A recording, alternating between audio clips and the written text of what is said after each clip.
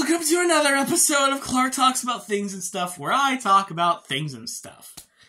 So a couple of days ago, keyword being days ago, I went to the FNaF movie, expecting to have a fun time with one of my friends, and, well, there were a lot of complications along the way, so I ended up not seeing it. I made a video on it, kind of tricking a lot of people, kind of apologizing, also for all of the FNaF stuff that I've been doing throughout the month. And, well, that would be the end of it. Was I wrong? So, basically, today, Clump decided to call me, and we essentially got together and watched the FNaF movie. So, was my original assumption wrong? Is this movie actually perfect? Are all the fanboys actually justified in saying that this 28% movie on Rotten Tomatoes is actually a hidden cinematic masterpiece? No! No, of course not. The movie sucks. It is so freaking bad, man.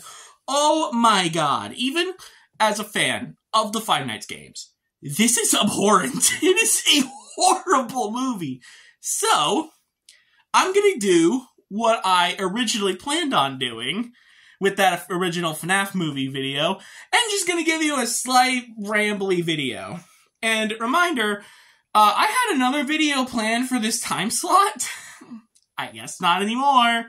So, basically, the Five Nights movie follows Mike Schmidt, you know, the guy from the first game and all that. He, for some reason, is a narcoleptic weirdo who has a kid sister, literal kid sister. It's like same parents, yet somehow she's like fucking like, she's like 20 years younger than him.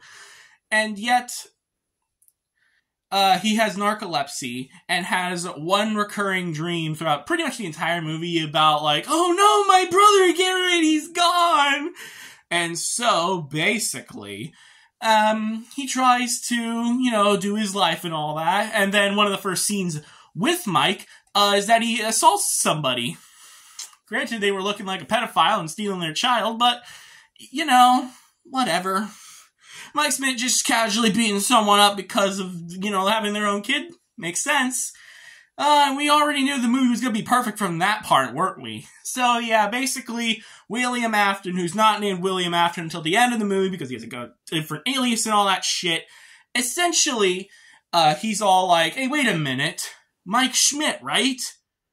Oh! Okay, so actually, I do have a job for you. Work at Freddy's! And then he does, and stuff happens.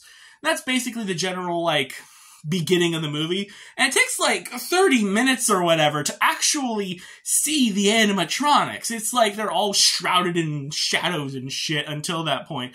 They're barely even shown until the actual animatronics come in. And don't get me wrong, it's actually impressive to see the animatronics fully realized in real life. Probably even more so if you actually, you know, went up to them, like, physically in real life and be like, oh my god, it's actually Bonnie, it's actually Chica, and all that stuff. And the animatronic work is actually pretty cool.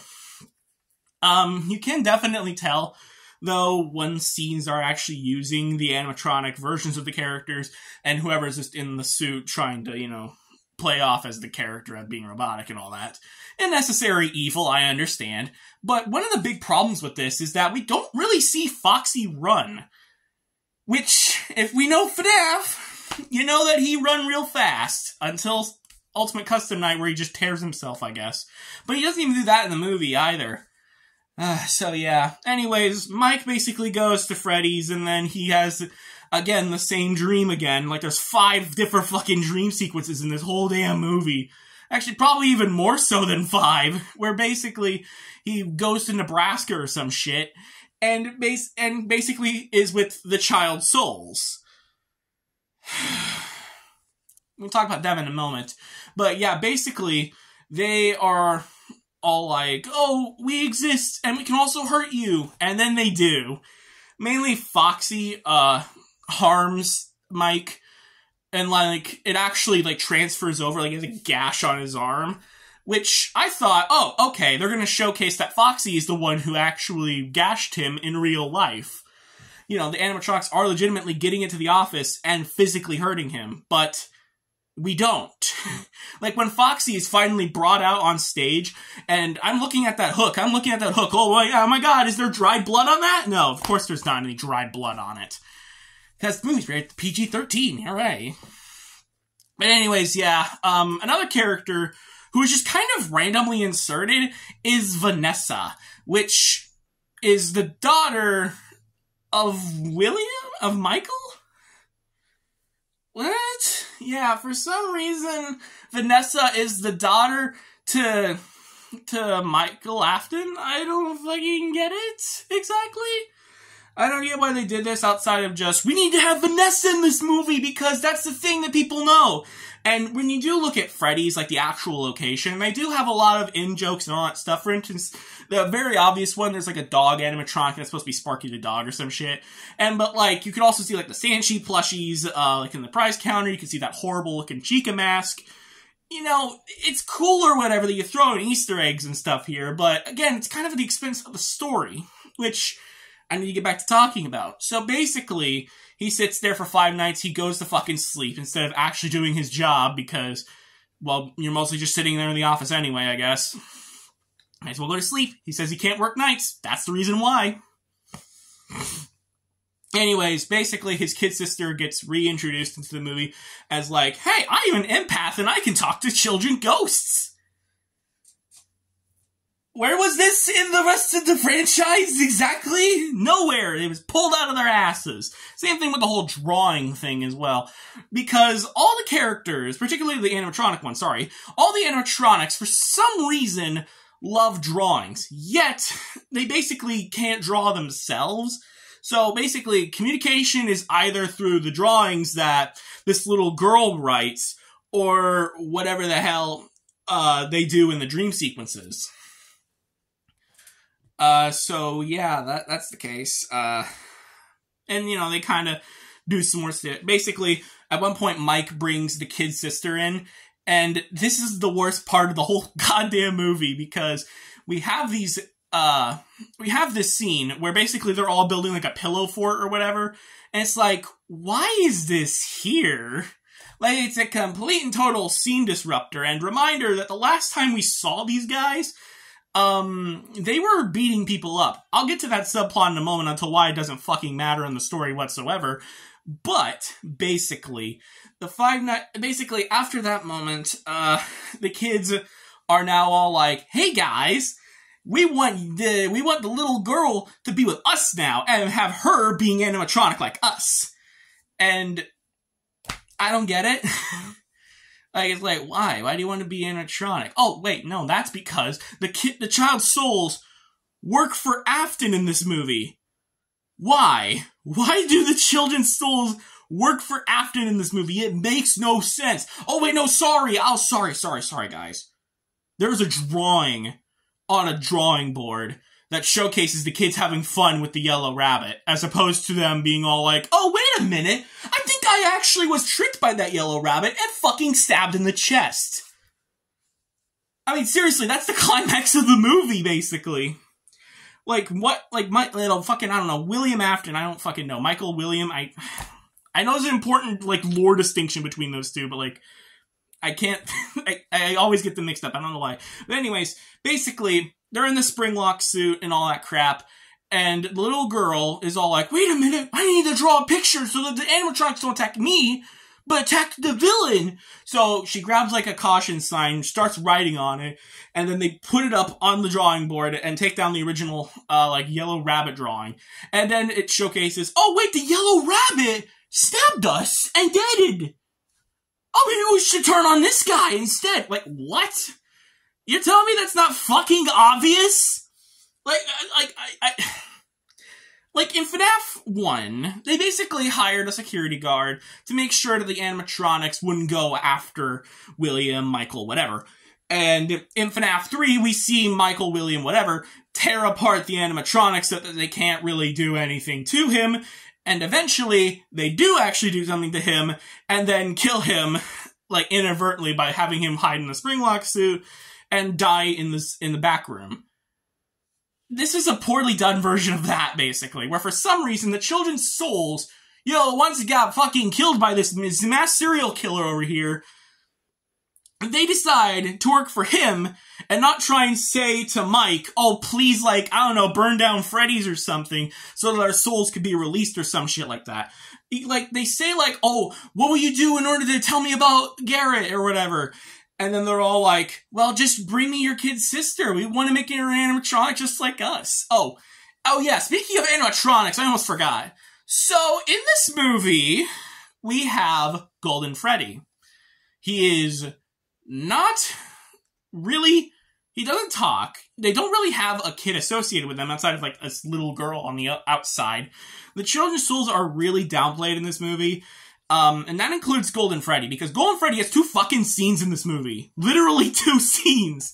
The scene where they appear in the house, and the scene where they're standing outside of Freddy's. Oh yeah, and I guess the taxi scene as well, I guess. But, like, that's not really anything. That's about, like, what, a minute and a half of screen time. So, basically, Golden Freddy's in this movie for no fucking reason. And, like, I don't get why they even bothered, exactly. I don't fucking get it. Especially since the children's soul of Freddy comes out and talks to her, as opposed to the soul of Golden Freddy? I don't know. Now let's talk about probably the most egregious part of this movie. There is a subplot where Mike Schmidt is so incompetent at raising this kid's sister that he has. We have this bitch, this woman, come in and she's all like, I don't want, I want that child for myself so I can get paid more monthly checks or something. So basically they do that. It's like, why do you want this kid? I want her because you're incompetent. Only reason. But anyways, basically, you know, we have that scene with her. And then there's another scene where she hires some hitmen to basically go in and trash Freddy's. This is one of the only times where we actually see the animatronics actually do something, as in, like, attacking in this horror movie. So, yeah. I mean, I guess I'll give props to the fact that, again, they're pretty efficient killers somehow. But most props are going to Mr. Cupcake, because holy shit did they do a lot with him. Especially because, you know, Mr. Cupcake really doesn't do a whole lot in the first couple FNaF games. But in FNaF 4, you know, he has his own jump scare and all that when Chica is way too far away from the door and all that. You know, like, okay, Cupcake, go. So it was nice to actually see Mr. Cupcake basically do most of the damage in this movie. But, again, you kind of wanted to see that as opposed to any of that. Oh, and reminder, Foxy, we don't get to see him run, but we also don't get to see him attack either. We only really see him attack as, like, the kid spirit, and he slashes Michael's legs. And, like, you know, the gash on the arm and all that, but we don't really see much else. When it comes to him attacking, pretty much it's just fade to black, the end. I don't know. So, yeah. I don't know. Oh, yeah, almost forgot. The ending of the little girl needs to go be in with the other lady subplot. Basically, she dies when Golden Freddy comes in. He basically kills her. I don't know, man. This movie's fucking stupid. Oh my god. So, that's pretty much what happens in the movie. If there was anything else that I forgot about it, I don't care, because apparently they don't matter to me at all. Because pretty much everything about this movie is just really stupid. And what I would say, even as a fan of FNaF, is that this movie sucks. Not a whole lot really happens a lot of the time. And I guess not really happens, it's just that nothing interesting happens. And, like, it expects you to know so much of the lore implications. And they, like, kind of mention the fact that, oh, the children's souls are in the robots and so are the bodies. But, like, that's kind of just said by Vanessa. We don't really see it at all. Oh, wait, sorry, PG-13.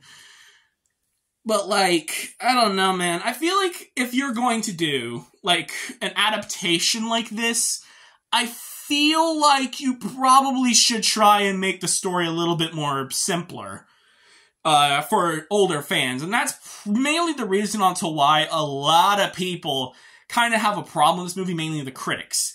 Because they don't know all the fucking lore. They don't know all the in-jokes. They don't know exactly what the fuck the spring locks do or whatever. Okay? They don't know, like, the possession child. They don't know Remnant. They don't know fucking any of that shit. So, like, having it kind of explained a little bit more would probably help the movie more. Now, the movie is already very, very successful, and they're saying, oh, the sequel's in the works and all that kind of stuff. I just kind of hope that they do a better job, really. So, yeah, that's basically my really spoilerific review of the FNaF movie. Again, I didn't really enjoy it. Look, I wasn't probably going to enjoy it from the moment go, because, like, FNaF as a movie series doesn't feel like it works, okay? It's just too much going on in this goddamn story. When the franchise first started, maybe. But, again, there's just so much crap that's been introduced in these games that it's quite frankly ridiculous.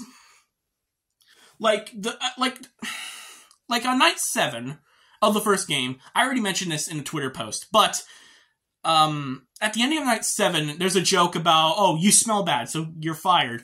Nowadays, this has huge lore implications, and holy shit, guys, this means that Michael Afton is working, blah, blah, blah, no one cares. It's supposed to be a fucking joke about you're fired because you smell bad. Get out. That's the joke, you piece of shit. But yeah, anyways. And yeah, we don't really see him actually using, like, the security system all that much. We only just see that, like, near the beginning of the movie, but, like, in the second half, basically, he's not in that room anymore. Especially since, apparently, the breaker box is literally just right there in the office with him. So at any time, he can just turn off the power. I mean, it's not even, like, an accidental power shut-off or anything, really. It's mostly just there.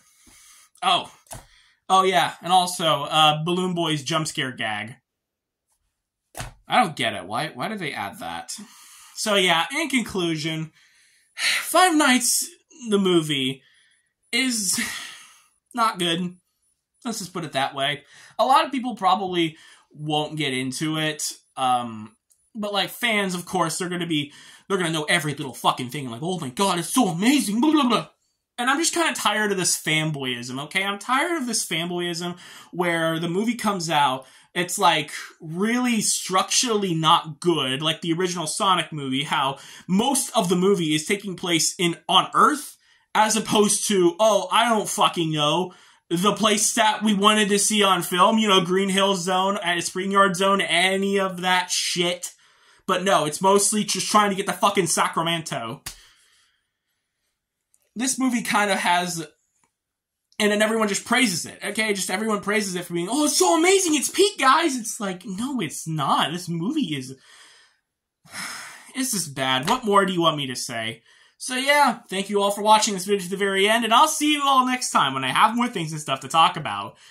That being the FNaF world conclusion, isn't it? Yeah, I did not plan for this video to happen, didn't I?